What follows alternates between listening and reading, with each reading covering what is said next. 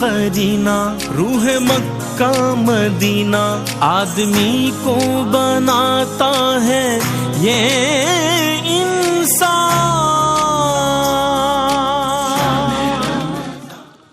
جی ناظرین، آپ کا خیر مقدم ہے۔ آپ کے مسائل کا حل کے ساتھ ہم آپ کی خدمت میں حاضر ہیں۔ قبلہ مفتی محمد اکمل مدنی صاحب ماشاءاللہ استاذ العلماء زینت الفقہاء تشریف فرما ہوتے ہیں، اور یہ یقین جانیے آپ کی محبت ہے اور لوگوں میں دین کی سمجھ پیدا کرنے کا ایک جذبہ ہے کہ جو مفتی صاحب مسلسل ہمارے ساتھ تشریف فرما ہوتے ہیں، اور اس سیگمنٹ تک آپ کے مکمل جتنے ممکن ہوتا ہے سوالات کو ہم شامل کرتے ہیں، اور مفتی صاحب قبلہ جوابات عنایت فرماتے ہیں ماشاءاللہ۔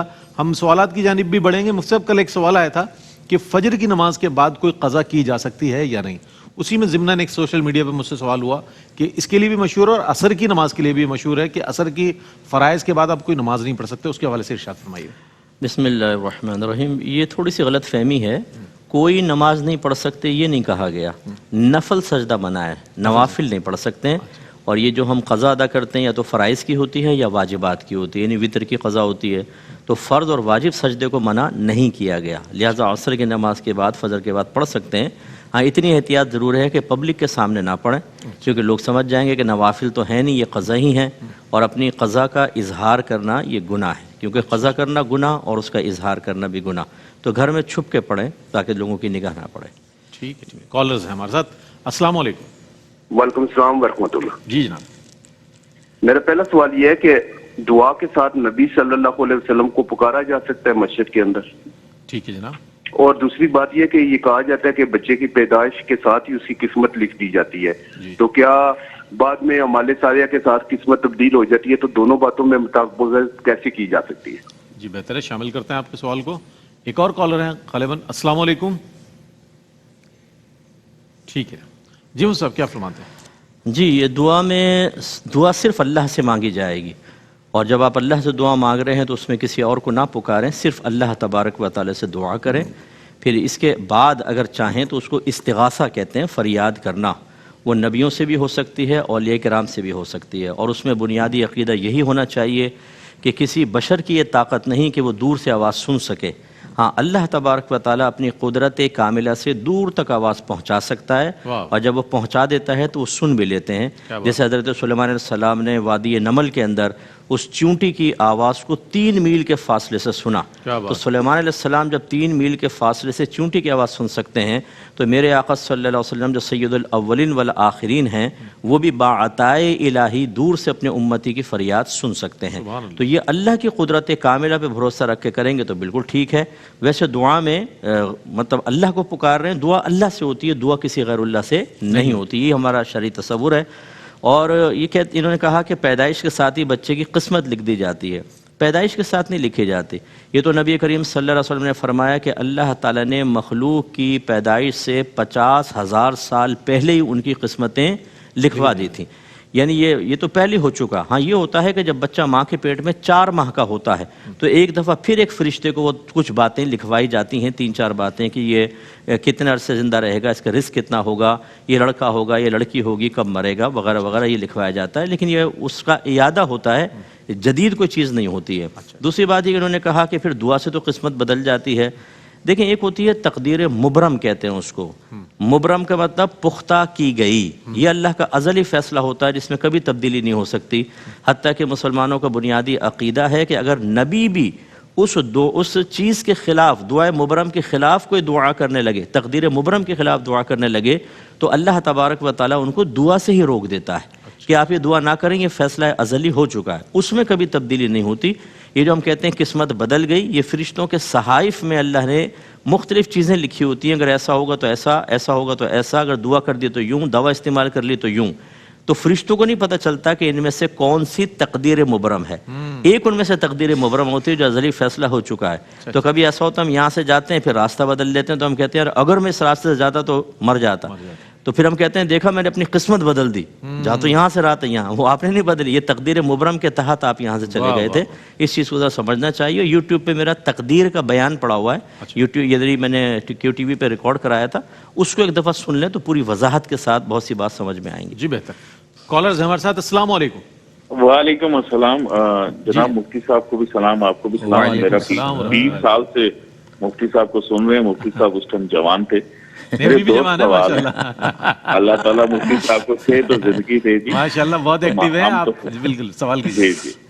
اچھا حضور، اس طرح ایک زکوٰۃ کا مسئلہ ہے میرے پہ. جو بھی زکوٰۃ اکٹھی ہوتی ہے وہ میں اپنی ڈائری پہ نوٹ ڈاؤن کر رہا ہوں کہ میں منتھ آن منتھ گھر چلا رہا ہوں.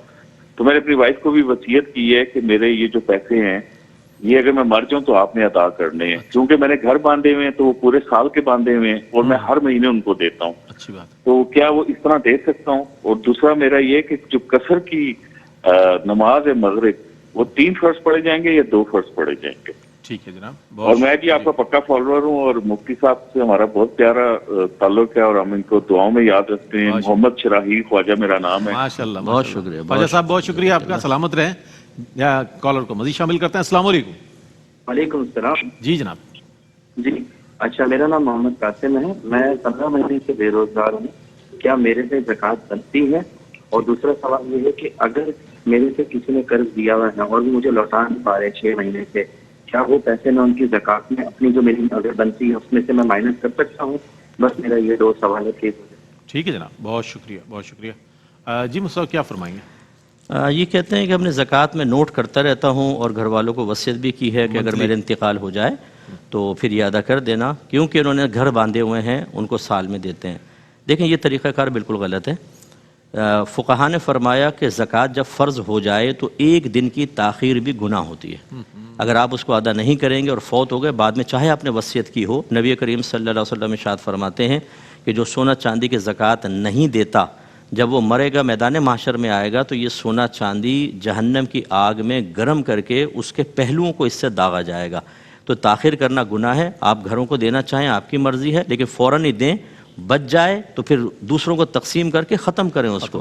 اگر آپ رکھیں گے تو جتنی تاخیر کرتے رہیں گے گناہ گار ہوتے رہیں گے. یہ ایک طالب علمانہ سوال ہے، کتنی تاخیر کی جا سکتی ہے اس میں؟ فقہا نے فرمایا 1 دن کی تاخیر بھی گناہ ہے. 1 دن کی تاخیر بھی گناہ ہے. فوراً سے پیش کرو. اتنے مستحق موجود ہیں، آپ چند مخصوص لوگوں کو ہی نہ دیں، اور ہو سکتا ہے کہ ان سے کہیں زیادہ بیچارے بہت زیادہ محتاج لوگ ہوں، تو آپ فوراً سے پیشتر اس کو تقسیم کریں. یہ انہوں نے کہا میں بے روزگار ہوں تو مجھ پہ زکوٰۃ بنتی ہے کہ نہیں بنتی؟ دیکھیں بے روزگاری یا روزگار پر فائز ہونا اس سے کوئی زکوٰۃ کا تعلق نہیں ہے. مال کی موجودگی یا عدم موجودگی سے. آپ دیکھیں اگر آپ کے پاس 7.5 تولہ سونا یا 52.5 تولہ چاندی یا اتنا روپیہ جس سے آپ 52.5 تولہ چاندی خرید سکیں، یا مال تجارت ہے اتنا کہ 52.5 تولہ چاندی کی مالیت تک پہنچ جائے تو آپ پہ زکوٰۃ لازم ہوگی. یا ان میں سے ہر ایک مال تھوڑا تھوڑا ہے، اگر ملائیں تو 52.5 تولہ چاندی کی مالیت تک پہنچ جائے تو زکوٰۃ لازم ہے.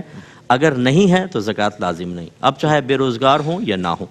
اور اسی طریقے سے اگر یہ پوچھنا چاہ رہے ہیں کہ میں بے روزگار ہوں زکوٰۃ لے سکتا ہوں کہ نہیں لے سکتا ہوں، تو اس میں تو اور سخت مسئلہ ہوتا ہے کہ اس نصاب کے علاوہ جو آپ کے گھر میں ساز و سامان حاجت اصلیہ سے زیادہ ہے اس کی قیمت کا بھی اعتبار ہوگا. اگر وہ نصاب تک پہنچ جاتی ہے تو آپ زکوٰۃ نہیں لے سکتے. اور انہوں نے قرض دیا ہوا شاید یہ کہہ رہے ہیں کہ میں اس کو مائنس کر سکتا ہوں، زکوٰۃ کی مد میں وہ کر سکتا ہوں کہ ہاں. دیکھیں یہ اگر آپ نے کسی کو قرض دیا ہے تو یہ زکوٰۃ کی درست ادائیگی کے لیے شرط ہوتا ہے کہ اس مال کو دیتے ہوئے یا کل مال سے جدا کرتے ہوئے زکوٰۃ کی نیت حاضر ہو. اگر آپ نے بطور قرض دیا تو اب اس میں زکوٰۃ کی نیت نہیں کر سکتے. اس کا حیلہ یہ ہو سکتا ہے کہ مثال کے طور پہ آپ نے 50,000 روپے دیے ہوئے ہیں تو آپ 50,000 اس شخص کو، اگر وہ واقعی شرعی فقیر ہے تو بطور زکوٰۃ 50,000 اس کو دے دیں. یا آپ کی زکوٰۃ ادا ہو گئی، اب آپ کہیں میرا قرضہ واپس کرو اور وہ 50,000 لے لیں تو اس طریقے سے آپ کو وہ 50,000 زکوٰۃ میں شمار ہو سکتا ہے. یہ بھائی نے کچھ مغرب کے 2 فرض یا 3 فرض کا کہا تھا کہ میں قصر پڑھتا ہوں. اچھا تو قصر کی صورت میں مغرب کی تو 3 ہوتی ہے تو 3 ہی پڑھے جائیں گے. انہوں نے کہا یا 2 پڑھے جائیں گے. ہاں نہیں، قصر جو ہوتی ہے صرف 4 رکعتوں میں ہوتی ہے، ٹھیک ہے نا، جس میں 4 رکعتیں ہوتی ہیں، ظہر، عصر اور عشاء. ان کے 4 فرض 2 کر کے پڑھنے ہوتے ہیں. وطر میں نہیں ہوتی، مغرب میں نہیں ہوتی قصر، اور سنن نوافل کے اندر بالکل نہیں ہوتی. ٹھیک ہے. کالرز ہمارے ساتھ 2 ان کو بھی شامل کر لیتے ہیں. السلام علیکم. مفتی صاحب کی خدمت میں میرا سوال یہ ہے جی کہ اگر روزے کی حالت میں منہ کا ذائقہ کڑوا ہو تو کیا اس تھوک کو نگل لینا چاہیے کہ اسے پھینکنا چاہیے؟ اگر تھوکنے سے اس میں کوئی رنگت وغیرہ بھی نہ ہو تو. ٹھیک ہے. دوسرا سوال. ٹھیک ہے. ایک اور کالر ہے ہمارے ساتھ. السلام علیکم جناب. السلام علیکم. السلام علیکم. وعلیکم السلام. سوال بتائیے گا. میں نے یہ سوال کرنا تھا کہ جو رمضانوں میں جو لوگ مر جاتے ہیں लोग कहते हैं इनसे इनकी जो है ना मतलब कितने भी गुनाहगार हो उनकी कोई मतलब वहाँ पर सवाल जवाब नहीं होते और वो माफ कर दिए जाते हैं। माफ करने वाला तो उस परवरदिगार की ज़ात है, लेकिन इसके अलावा क्या ये सही है? दूसरा सवाल मेरा ये है कि ज़कात आया कोई मतलब ऐसे हो जो जिनके रोजी नहीं है, नौकरी नहीं है, उनकी बीवी बच्चे हैं, उनको क्या हम ज़कात दे सकते हैं? ठीक है, शामिल करते हैं आपके सवालात को। बहुत शुक्रिया जी। क़िबला जी, थूक अगर हालत रोज़ा में आ जाए तो बेहतर है कि फेंक दें। अच्छा। लेकिन बाद औक़ात हालत नमाज में ऐसी कैफियत होती है तो अगर मतलब क़िरात की अंदर माने ना हो तो बाद में फेंक दें, और अगर फ़र्ज़ कर लें कि निगल भी जाता है कोई तो इससे रोज़े पे फ़र्क नहीं पड़ता। हाँ, ये ज़रूर है कि जानबूझ के थूक जमा करके फिर निगलना ताकि हलक तर्क जो है इसको मकरूह लिखा है फुक़हा ने, लेकिन रोज़ा टूटने का इससे कोई ताल्लुक़ नहीं है। और रमज़ान में जो मर जाता है यही नबी करीम सल्लल्लाहु अलैहि वसल्लम ने फरमाया कि उसका हिसाब व किताब नहीं होगा, गोया कि अल्लाह ताला उसको बख्श देता है। बहुत से लोग कहते हैं कि फ़लाँ गाना गाने वाला, फ़लाँ डाकू मर गया हालत रोज़ा में। अगर डाका मारते हुए मरा है तो फिर तो अलग मसला है, लेकिन वैसे ही अगर उसका तबी इंतकाल हो गया है तो वो अल्लाह और बंदे का मामला है। आप और मैं कौन होते हैं उसकी बख्शिश और मग़फ़िरत को रोकने वाले? अल्लाह ने जब उसको इस महीने में वफ़ात देने का अज़ली इरादा रखा था तो बस फिर हो सकता है अल्लाह ताला उससे दरगुदर फरमाए। तो हमें कभी भी दिल तंग नहीं करना चाहिए और इन मामलात के अंदर कलाम नहीं करना चाहिए। अल्लाह की रहमत बहुत बड़ी है। और ये कहते हैं किसी के यहाँ नौकरी नहीं है और बच्चियाँ वगैरह हैं तो उनको ज़कात दे सकते हैं कि तो अभी हमने जवाब दिया कि असल इसका ताल्लुक़ है मालिक निसाब होने या ना होने से। अब आप तहकीक तो कर नहीं सकते, दिल आज़ारी होगी, बादों की इज़्ज़त नफ्स मजरूह होती है, तो गालिब गुमान करें कि सोचें कि क्या इनके पास 7.5 तोला सोना, 52 तोला चांदी या इतना कैश या इतना माल तिजारत और इसके अलावा ज़रूरत से ज़्यादा घर में सामान है जो 52 तोला चांदी की मालियत तक पहुँच जाए। अगर दिल गवाही दे के होगा तो फिर तो उनको ज़कात नहीं दे सकते, और अगर दिल गवाही दे के नहीं होगा, अंदाज़ा यही है, तो फिर उनको बिल्कुल आप ज़कात दे सकते हैं। ठीक है, 2 कॉलर्स हैं हमारे साथ। अस्सलाम वालेकुम। वालेकुम अस्सलाम। मेरे 2 सवाल थे। जी फरमाइए। एक है कि अगर सऊदी में हस्बैंड काम कर रहा है, वाइफ इंडिया में है, तो फितराना हस्बैंड का यहाँ निकाल सकती है या वहाँ के रेट से निकालना पड़ेगा? दूसरा सवाल है कि अल्लाह ने फरमाया कोई जान किसी जान का बोझ नहीं उठा सकती, तो फिर ये मुकाफात अमल होता है, इसे बाप के गुनाह बच्चे पे आता है, ऐसा कैसे होता है? इस्लाह कर दे। अच्छा सवाल है, आपका शामिल करेंगे। एक और कॉलर है हमारे साथ। अस्सलाम वालेकुम। अस्सलाम वालेकुम। वालेकुम सलाम। सर मेरा एक सवाल है कि 2 ईदों के दरमियान क्या निकाह हो सकता है? 2 ईदों के दरमियान? हाँ जी, 2 ईदों के दरमियान कहते हैं कि भाई नहीं होता, तो क्या ये जायज़ है कि अगर कर ले तो कोई वो तो नहीं है? जी शामिल करते हैं आपके सवाल को। बहुत शुक्रिया। बहुत जी सर। जी, सऊदीया में अगर हैं तो हिसाब तो वहीं के एतबार से करें जो वहाँ आप आटा खाते हैं। सऊदीया में जितनी कीमत का मिलता है 2 किलो आटे की मिकदार एक सदक़ा फ़ितर की मिकदार है, या वहाँ की गवर्नमेंट ने उलमा ने ऐलान किया हो कि भाई इतना रकम आप दे दें, उसके मुताबिक आप फ़ितरा निकालेंगे। अब अगर पाकिस्तान में देना चाहें तो दे सकते हैं, ये ज़रूरी नहीं कि वहीं पर दें। अब उसको PKR में तब्दील कर लें पाकिस्तानी रुपीज़ के अंदर, और यहाँ पर आप उसको किसी को वकील बनाकर मिसेज जो इंडिया में वो बता रहे हैं, हाँ बस ठीक है, इंडिया के वहाँ दे दें। और एक इन्होंने कहा कि अल्लाह ताला ने फरमाया कोई जान किसी जान का बोझ नहीं उठाएगी, तो फिर ऐसा क्यों होता है कि एक बाप के गुनाहों का वबाल बच्चे पर होता है? देखिए, किसने कहा कि बाप के गुनाहों की सज़ा औलाद को मिलती है? ये हमारा गलत ख्याल है बिल्कुल। हम कहते हैं कि जी अगर किसी की बच्ची को तलाक हुई और आप खुश हुए तो आपकी बच्ची को कोई कहते हैं तुम्हारे गुनाह की सज़ा है। ये तो जुल्म है कि गुनाह कोई करे सज़ा अल्लाह दूसरे को दे, ये बिल्कुल नहीं होता। हाँ, ये कह सकते हैं आप समझाने के लिए, कोई रिश्वत लेता था फिर पकड़ा गया और बच्चे तंगदस्ती में मुब्तला हो गए तो हम कहते हैं तुम्हारे बुरे अमाल का नतीजा ये निकला। ये तो बुरे अमाल का एक कनेक्शन मिला हुआ है ना। और जहाँ कनेक्शन बिल्कुल भी ना हो, आप अपने पास से कह दें कि ये जो बच्चा की टांग टूटी है ना, ये तुम्हारे गालियाँ बकने की वजह से टूटी है, ये आपने कैसे कनेक्शन मिला लिया? तो ऐसा बिल्कुल नहीं होता। और ये जो कहा गया है कि कोई जान किसी जान का बोझ ना उठाएगी, ये मैदान महशर के हवाले से है। कि ऐसा नहीं होगा कि कोई बाप अपने गुनाह बेटे को दे दे कि बेटा तू उठा ले और मैं बच जाऊँ, या फिर किसी की नेकियां छीन ले बच्चों की कि मुझे दे दो। ऐसा नहीं हो, कोई जान किसी जान का बोझ नहीं उठाएगी, हर एक अपना अपना हिसाब देगा। तो दोनों चीज़ें अपनी जगह क्लियर हैं। और 2 ईदों के दरमियान निकाह में कोई मसला नहीं है। ये हमारी उन्हीं घर की जो मुफ्तियात हमारी बहनें होती हैं, बुरा ना माने, वो इस किस्म की बातें कहती हैं। जैसे कहती हैं सफ़र खाली का महीना है भाई, वो एक तो वो नहुसत नहीं है उसमें। चलो आपने मान लिया कि मनहूस महीने इसमें शादी ना करो, तो जो 11 महीने में शादी हो रही है, वहाँ जो ढोल तमाशे घर में बज रहे हैं रोज़ाना, वो महीनों की बरक़ात कहाँ चली गई? इस किस्म की जो गलत थिंकिंग है ना, इसने असले दीन को बहुत पीछे कर दिया اور ہماری ان بے سروپا اور اپنے پاس سے جو ایجاد کردہ باتیں ہیں انہیں بچے دین سمجھ کے اختیار کر رہے ہیں، یہ بالکل غلط ہے۔ بالکل کوئی مسئلہ نہیں ہے، 2 عیدوں کے درمیان آپ نکاح کر سکتے ہیں، کوئی وبال نہیں ہوگا۔ اچھا، بہت سے سوالات ایسے آتے ہیں کہ جو ہمارے توہمات پر مشتمل ہوتے ہیں، اسی لیے قبلہ مفتی صاحب اکثر اس بات کو انڈورس کرتے ہیں، بار بار دہراتے ہیں کہ علم دین کی رغبت پیدا ہو آپ میں دین کی سمجھ پیدا ہو، تاکہ ان چیزوں سے ہم باہر نکل آئیں اور احکام شریعہ کو سمجھ سکیں۔ کالرز ہمارے ساتھ، السلام علیکم۔ وعلیکم السلام ورحمۃ اللہ۔ جی جناب۔ ہم نے نا رمضان مبارک میں زکوٰۃ کی ادائیگی کرنا ہوتی ہے، لیکن 2 شعبان کو ہم نے ایک مکان خریدنے کا بیانہ دیا، 20 شعبان کو رجسٹری کرانا تھی، مگر 20 شعبان کو ہماری رجسٹری نہ ہو سکی، تو جنہوں نے ہمیں رجسٹری دینا تھی ان کے عدالت میں کاغذات تھے، 5 رمضان کو کاغذات واپس آئے، 7 رمضان کو ہم نے تمام رقم ادا کر دی اور کچھ قرض بھی لیا۔ اب نہ ہمارے پاس سونا چاندی یا مال تجارت بالکل نہیں ہے، کچھ قرض بھی ہے۔ کیا اس رقم پر ہمیں جو ہمارے پاس پہلے تھی، رمضان تو شروع ہو گیا، اب ہم نے دے بھی دی، ہمارے پاس نہیں ہے، تو کیا ہمیں اب زکوٰۃ دینا ہوگی اس؟ جی بالکل، آپ کا سوال آ گیا، بڑی تفصیلاً شامل کرتے ہیں آپ کے جواب کو۔ جی، اس پر زکوٰۃ نہیں ہوگی۔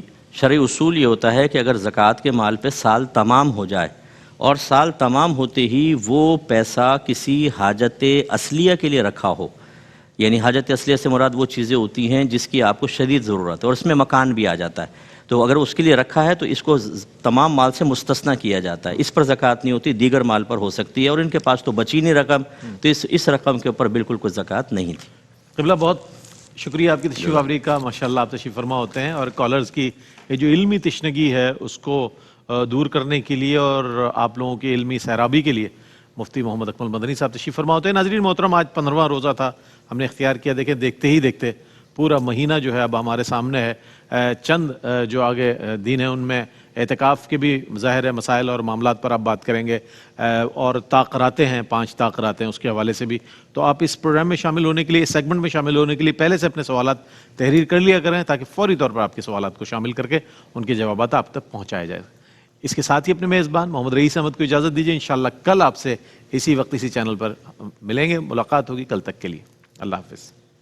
عظمتوں کا مہینہ، عظمتوں کا سفینہ، زندگی کا قرینہ، روح مکہ مدینہ، آدمی کو بناتا ہے یہ انسان۔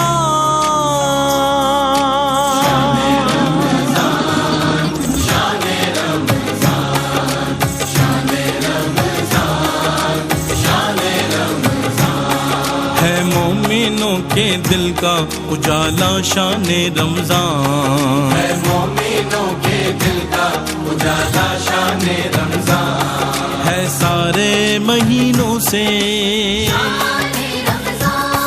ہے سارے مہینوں